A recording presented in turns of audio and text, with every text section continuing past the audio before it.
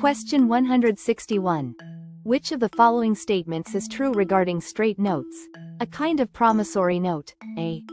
Require interest payments only until a balloon payment on the balance is made at the end of the term.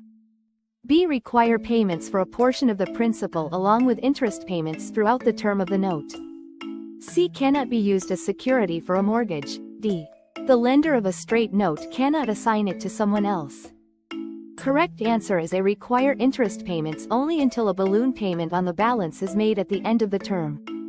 A straight note, also known as an interest-only loan, is a type of promissory note where the borrower only pays interest during the loan term. The entire principal balance is due in a lump sum, balloon payment, at the end of the loan term. While installment notes involve making payments on the principal amount as well as interest. Promissory notes are secured by a mortgage or deed of trust. Unless specifically prohibited in the language of the note, a promissory note is assignable by the lender.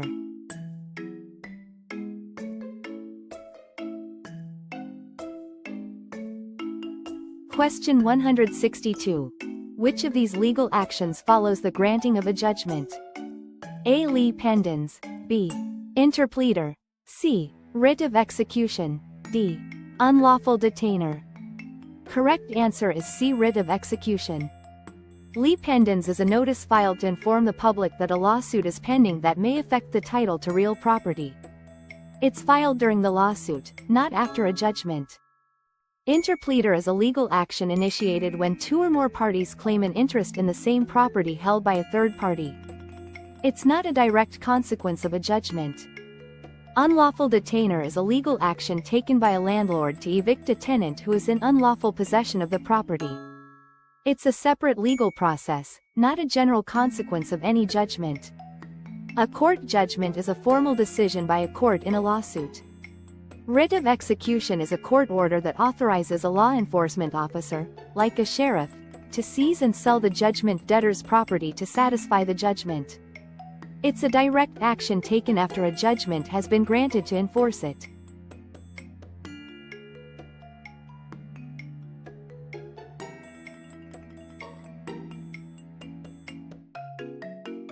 Question 163. If a lender accepts a deed instead of foreclosure from a trustor, the lender will A. Assume liability for any junior liens. B. Obtain the property without any encumbrances, regardless of junior liens. Provide the trustor with a reinstatement period to pay off the default. D. Sue the trustor in civil court. Correct answer is A. Assume liability for any junior liens. Deed in lieu of foreclosure is a process where the borrower, trustor, voluntarily transfers the property to the lender, beneficiary, to avoid foreclosure. It's a way for the borrower to potentially avoid the negative impact of a foreclosure on their credit. When a lender accepts a deed in lieu, they take the property subject to any existing junior liens, second mortgages, home equity lines of credit, etc. Unlike a foreclosure sale, which can wipe out junior liens, a deed in lieu does not.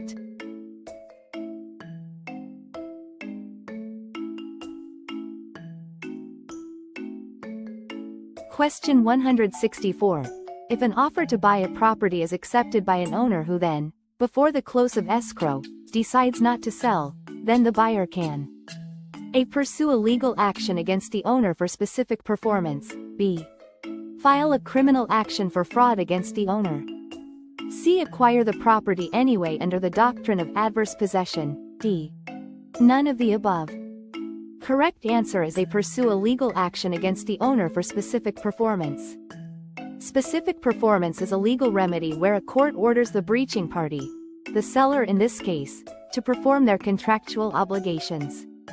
In real estate transactions, specific performance is often sought because each piece of real estate is considered unique. If the buyer can prove a valid contract exists, and that they are ready and able to complete the purchase, a court may order the seller to transfer the property.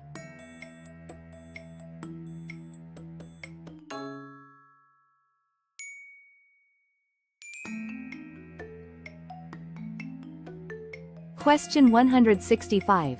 A contract stating that a seller will pay a commission to a broker, if the broker finds a ready, willing, An able buyer and the broker promises to employ due diligence in procuring a buyer, is called a unilateral reward contract, b. unilateral executed contract, c. bilateral executory contract, d. installment contract. Correct answer is C. Bilateral executory contract. Bilateral contract involves two promises. The seller promises to pay a commission, and the broker promises to use due diligence. Executory contract means that the contract is not yet fully performed. Both parties still have obligations to fulfill, the broker to find a buyer, and the seller to pay the commission if a buyer is found. While an executed contract is one that has been completed.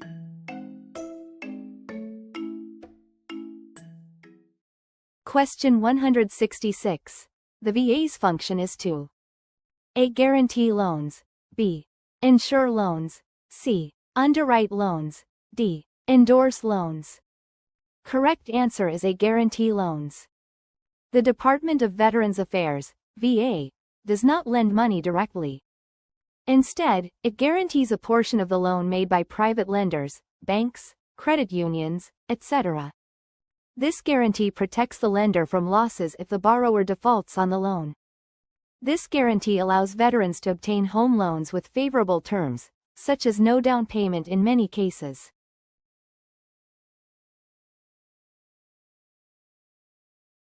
Question 167. A buyer who is considering making an offer to purchase a home using an FHA home loan asks his broker to appraise the house in order to verify that the asking price is fair. Although the broker is not a state-certified appraiser, he can a. appraise the house, b. appraise the house if certified appraisers charge too high a fee for the buyer to afford, c. appraise the house as long as he gets a written waiver from the owner, d.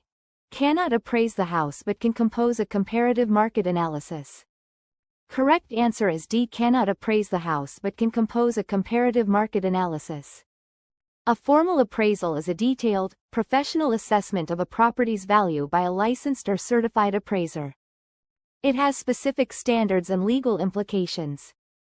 A CMA is a less formal estimate of value, typically prepared by a real estate agent. It's based on comparing similar properties that have recently sold.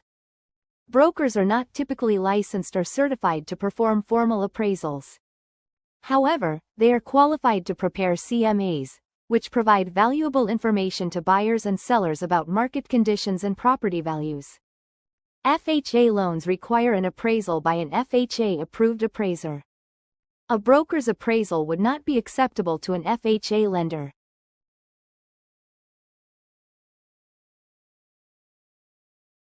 Question 168. Which of the following elements are not required in a lease with a 6-month term? A. description of the property, b. a signed writing, c.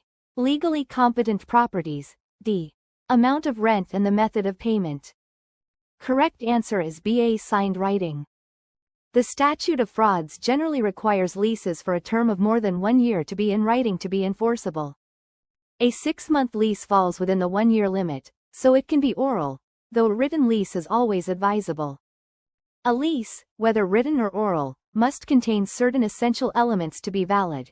A. description of the property. The property being leased must be clearly identified. C. legally competent properties. The parties involved must have the legal capacity to enter into a contract. D. the rent amount and payment terms must be agreed upon.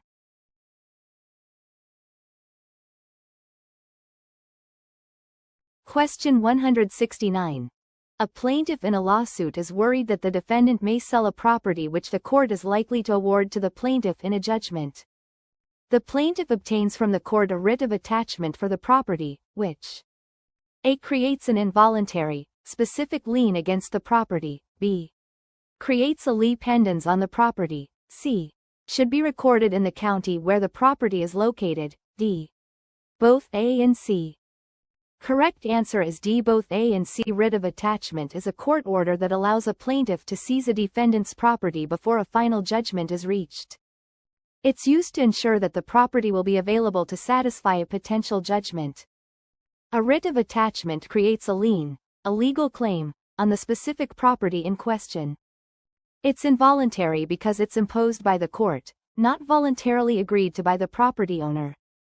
It's involuntary because it's imposed by the court, not voluntarily agreed to by the property owner. Recording the writ of attachment provides constructive notice to the public that the property is subject to a legal claim. This protects the plaintiff's interest and prevents the defendant from selling the property to an unsuspecting buyer. While both relate to pending lawsuits, a lien pendens is a notice that a lawsuit is pending that may affect title to real property.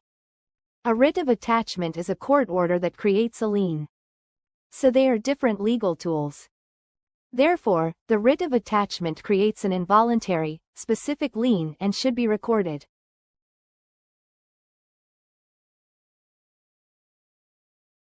Question 170. Permission to build or maintain a structure normally prohibited by a zoning ordinance is called A. A variance, B. Conditional use, C. Zoning at sufferance, D. Non-conforming use. Correct answer is A. A variance. A conditional use is a land use that is permitted within a zoning district, but only under certain conditions. It's not an exception to the zoning, but rather a use allowed with specific stipulations. A non-conforming use is a land use that was legal when it was established, but no longer complies with current zoning regulations.